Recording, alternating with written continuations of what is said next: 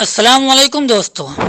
خطاب بجوانان اسلام علامہ اقبال کے ان چند نظموں میں سے ایک جنہوں نے اقبال کو اقبال بنا دیا. اس شعر کو اس نظم کو علامہ نے اپنی کتاب بانگ درا میں لکھا تھا. میں آپ کو بتاتے چلوں کہ بانگ درا علامہ اقبال کے اشعار پر مشتمل پہلا مجموعہ کلام تھا جسے 1924 میں پبلش کیا گیا تھا.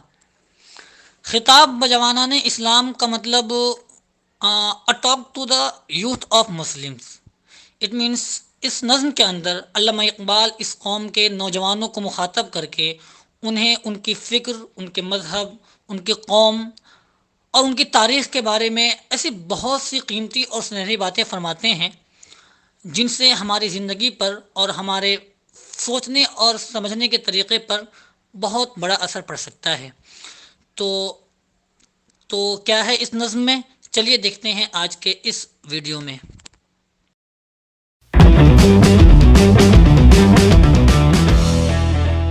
اشعار کے میننگ اور مفہوم کو سمجھنے سے پہلے بہتر ہوگا اگر ہم انڈیویجولی اس میں استعمال ہونے والے مشکل الفاظ کا مطلب دیکھ سکیں. تو چلیے دیکھتے ہیں.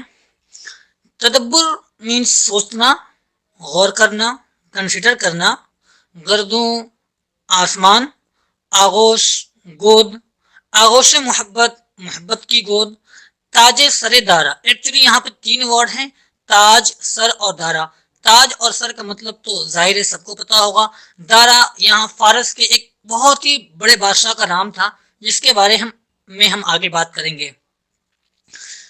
تمدن سویلائزیشن، اور تمدن آفرین سویلائزیشن کریٹ کرنے والا، ایک نئی تہذیب کو پیش کرنے والا. خلاق پیدا کرنے والا. آئین طور طریقہ قانون. جہاں داری حکمرانی رول. صحرائے عرب عرب کا جنگل. شتربان اونٹ چرانے والے. گہوارہ گود. سما صورت. عمارت امارات حکمرانی رولنگ. غیور غیرت کرنے والا سیلف ریسپیکٹڈ. منعم دولت مند. گدا غریبی. صحرا نشی جنگل میں رہنے والا. جہانگیر دنیا کو فتح کرنے والا.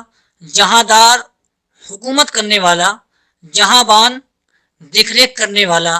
جہاں آرا دنیا کو سنوارنے والا، دنیا کو بہتر بنانے والا. تخیل خیال سوچ. فضوں دور. نظارہ منظر ویو.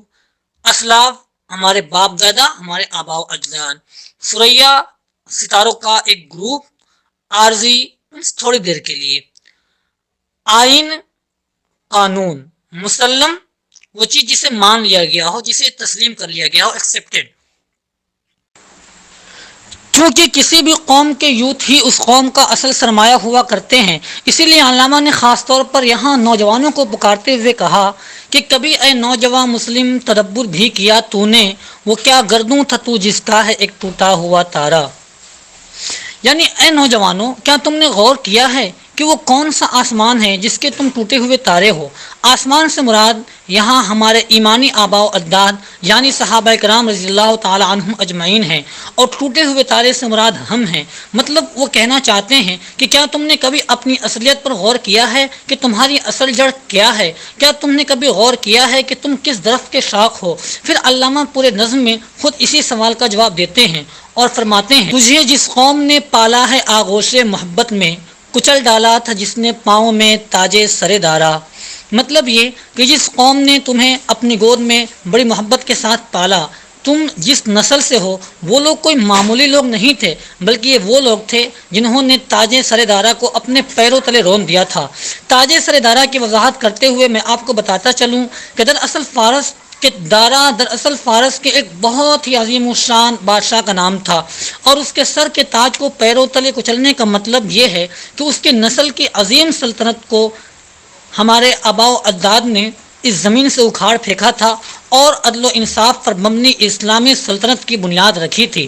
اشارہ دراصل خلیفہ ثانی حضرت عمر اور ایران کی سلطنت کے بیچ ہونے والے جنگ کی طرف ہے، جس میں سعد بن وقاص رضی اللہ تعالی عنہ نے اسلامک ملٹری کو لیڈ کیا تھا اور ایرانی فوج کے سپہ سالار کو بہت بری طریقے سے شکست اور ہار کا سامنا کرنا پڑا تھا۔ یہ جنگ 636 عیسوی میں قادسیہ نامی جگہ پر لڑی گئی تھی۔ ابھی یہ علاقہ عراق کے اندر آتا ہے۔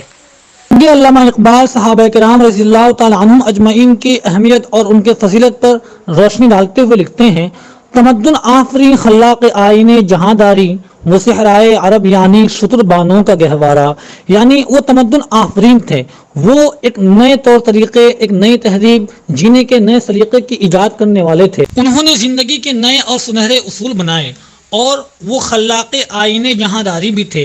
مطلب یہ کہ وہ نہ صرف زندگی کے بلکہ انہوں نے حکمرانی اور سلطنت کے بھی مناسب طور طریقوں کو ایجاد کیا، ہر ایک کو برابر کا حق دیا، نسل اور رنگ کے بنیاد پر ہونے والے ہر بھید بھاؤ کو ختم کیا۔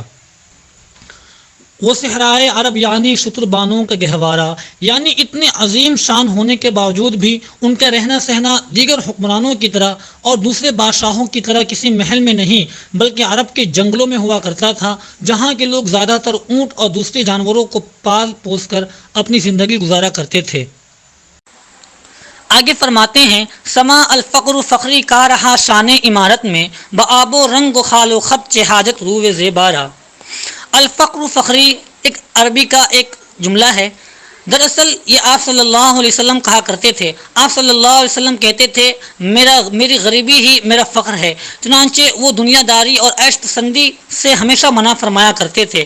علامہ اقبال فرماتے ہیں کہ صحابہ کرام رضی اللہ تعالی عنہم کے انداز حکومت میں، ان کے انداز زندگی میں بھی اسی الفقر فخری کا سایہ تھا، یعنی آپ صلی اللہ علیہ وسلم کی سوچ ان کے زندگی میں اور ان کے عمل میں بھی پائی جاتی تھی۔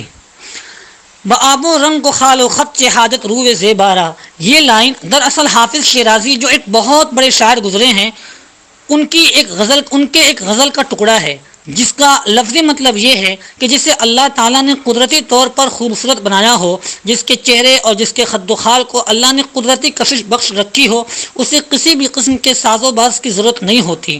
یہی حال صحابہ کرام رضی اللہ تعالیٰ عنہم اجمعین کا تھا۔ ان کا اصل حسن، ان کی اصل خوبصورتی ان کے ایمان اور ان کے عمل ہی کی خوبصورتی تھی۔ دیگر دنیا داروں اور دیگر بادشاہوں کی طرح انہیں کسی بھی قسم کے ظاہری شان و شوکت کی کوئی ضرورت نہیں تھی۔ دراصل یہ نظم چونکہ تھوڑی طویل اور تھوڑی لمبی ہے، اسی لیے اگر سب کو ایک ہی پارٹ میں کور کرتا تو ویڈیو تھوڑی لمبی ہو جاتی، اسی لیے ہم نے ارادہ کیا ہے کہ اس نظم کو ہم تھوڑا تھوڑا کر کے 2 حصوں میں کریں گے۔ تو آج کے لیے بس اتنا ہی، باقی کا حصہ ہم کل کی ویڈیو میں دیکھیں گے انشاءاللہ۔ جب تک کے لیے خوش رہیے، سلامت رہیے۔